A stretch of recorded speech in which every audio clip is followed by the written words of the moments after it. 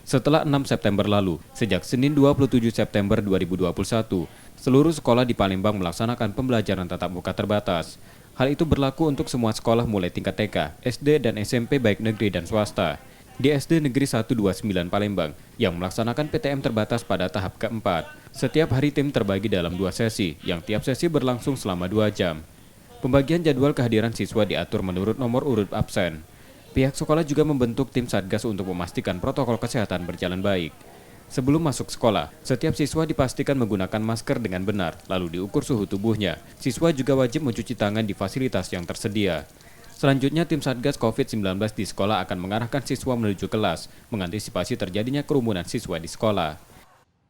Orang tua dengan siswa sangat antusias sekali karena mereka mungkin udah kangen sekali ingin ke sekolah gitu ya.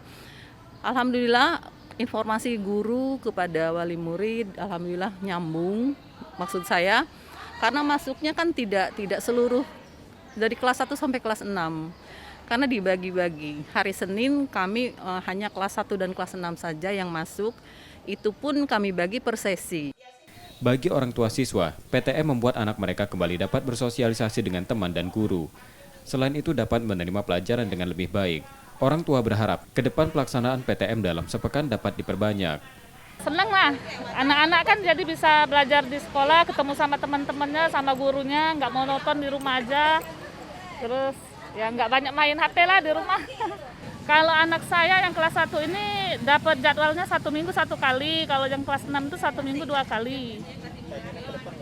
Pengennya tuh kalau bisa sih normal, 1 minggu ya seperti biasa, 6 kali, 6 hari belajarnya gitu normal. Atau setidaknya 1 minggu 3 kali atau 4 kali gitu.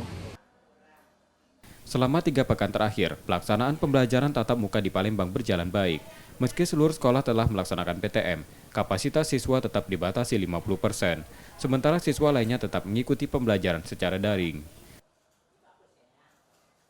M. Rizky Nurmizan, Purwantoro, Kompas TV, Palembang, Sumatera Selatan.